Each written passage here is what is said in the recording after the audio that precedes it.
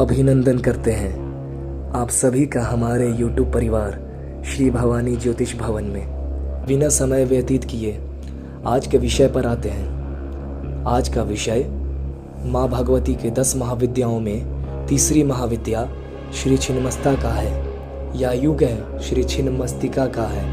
इनका परिचय क्या हुआ और इनका प्रादुर्भाव कैसे हुआ, इनमें क्या शक्तियाँ हैं, क्या सिद्धियाँ ये प्रदान करती हैं, विस्तार पूर्वक इनके परिचय में हम इस वीडियो में जानेंगे। ऐसे ही आप हमारे चैनल को प्यार देते रहें। तो आते हैं अब अपने वीडियो के विषय पर।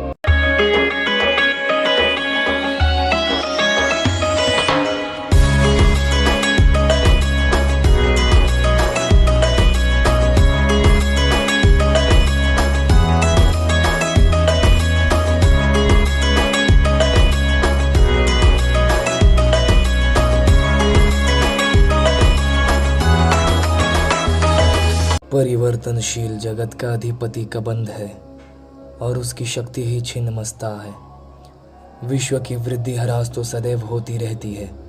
जब ह्रास की मात्रा कम और विकास की मात्रा अधिक होती है तब भुवनेश्वरी का प्राकट्य होता है। इसके विपरीत जब निर्गम अधिक और आगम कम होता है तब भी छिन्नमस्ता प्राधान्य होता है। भगवती छिन्नमस्ता का स्वरूप अत्यंत ही गोपनीय है। इसे कोई अधिकारी साधक ही जान सकता है। महाविद्याओं में इनका तीसरा स्थान है। इनके प्रादुर्भाव की कथा इस प्रकार है कि एक बार भगवती भवानी अपनी सहचरी जया और विजया के साथ मंदाकिनी में स्नान करने के लिए गईं। स्नानोपरांत क्षुधाग्नि से पीड़ित होकर वे कृष्णवर्ण की हो गईं। उस समय उनकी सहचरनियों ने भी उनसे कुछ भोजन करने के लिए मांगा। देवी ने उनसे कुछ समय प्रतीक्षा करने के लिए कहा। थोड़ी देर प्रतीक्षा करने के बाद सहचरियों ने जब पुनः भोजन के लिए निवेदन किया तब देवी ने उनसे कुछ देर और प्रतीक्षा करने के लिए कहा। इस पर सहचरियों ने देवी से विनम्र स्वर में कहा कि माँ, आप तो अपने शिष्यों को भूख लगने पर अविलंब भोजन प्रदान करती हैं, आप हमारी उपेक्षा क्यों कर रही हैं? अपने सहचरियों के मधुर वचन सुनकर कृपामयी भगवती देवी ने अपने खड़ग से अपना सिर काट दिया। कटा हुआ सिर देवी के बाएं हाथ में आ गिरा और उनके कबंध से यानी उनके गर्दन से रक्त की 3 धाराएं प्रवाहित हुईं। वे 2 धाराओं को अपनी दोनों सहचरियों की ओर प्रवाहित कर दी, जिसे पीती हुई दोनों प्रसन्न होने लगी और तीसरी धारा को देवी स्वयं पान करने लगी। तभी से देवी छिन्नमस्ता नाम से प्रसिद्ध हुई। इन्हें कुछ लोग देवी छिन्नमस्ता, छिन्नमस्तिका भी कहते हैं। ऐसा विधान है कि आधी रात अर्थात चतुर्थ संध्या काल में छिन्नमस्तिका की उपासना से साधक को सरस्वती सिद्ध हो जाती है। शत्रु विजय, समूह स्तंभन, राज्य प्राप्ति और दुर्लभ मोक्ष प्राप्ति के लिए छिन्नमस्तिका की उपासना मोघ है। छिन्नमस्ता का आध्यात्मिक स्वरूप अत्यंत महत्वपूर्ण है। छिन्न यज्ञ व शीर्ष के प्रतीक ये देवी श्वेत कमल पीठ पर खड़ी हैं। दिशाएं ही इनके वस्त्र हैं। उनकी नाभि में योनि चक्र है। कृष्ण यानी तामसिक और रज यानी रक्त गुणों की देवियां इनकी सहचरियां हैं। ये अपना शीश काटकर भी जीवित हैं। यह अपने आप में पूर्ण अंतर्मुखी साधना का संकेत है। विद्वानों ने इस कथा में सिद्धि की चरम सीमा का निर्देश माना है। योग शास्त्र में 3 ग्रंथियां बताई गई हैं।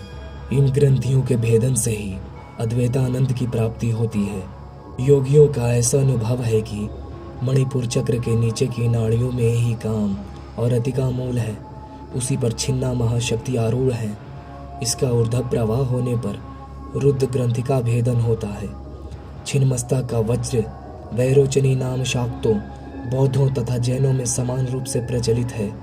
देवी की दोनों सहचरियां रजोगुण तथा तमोगुण की प्रतीक हैं। कमल विश्व प्रपंच है और कमरावती चितानंद की स्थल वृत्ति है। बृहदारण्यक की अश्वशीर विद्या, शाक्तों की हैग्रीव विद्या तथा गणपतियों के छिन्न शीर्ष गणपति का रहस्य भी छिन्नमस्तिका के से ही संबंधित है। हिरण्यकश्यपु, वैरोचन आदि छिन्नमस्तिका के ही उपासक थे। इसलिए इन्हें वज्र वैरोचनिया कहा गया है। वैरोचन अग्नि को कहते हैं। अग्नि के स्थान में मणिपुर में छिन्नमस्ता का ध्यान किया जाता है और वज्रानाड़ी में इनका प्रवाह होने से इन्हें वज्र वैरोचनिया कहते हैं। श्री भैरव तंत्र में कहा गया है कि इनकी आराधना से साधक जीव भाव से मुक्त होकर शिव भाव को प्राप्त कर लेता है। तो ये थी छिन्नमस्तिका देवी के प्रादुर्भाव और परिचय की कथा। उम्मीद है आपको ये वीडियो पसंद आई होगी। आप हमारे प्रेरणा स्रोत हैं। आप हमारे प्रेरणा स्रोत हैं। हमें प्रेरणा देने के लिए आपका धन्यवाद। हमारे जो 300 सब्सक्राइबर का सीमा था वो आपने बहुत जल्दी पार करवा दिया। आपका बहुत बहुत स्नेह, बहुत बहुत धन्यवाद। मिलेंगे फिर अगले वीडियोज़ में श्री छिन्नमस्तिका माता के बाद 10 महाविद्याओं में चौथी महाविद्याओं के बारे में लेकर। जय माँ भवानी।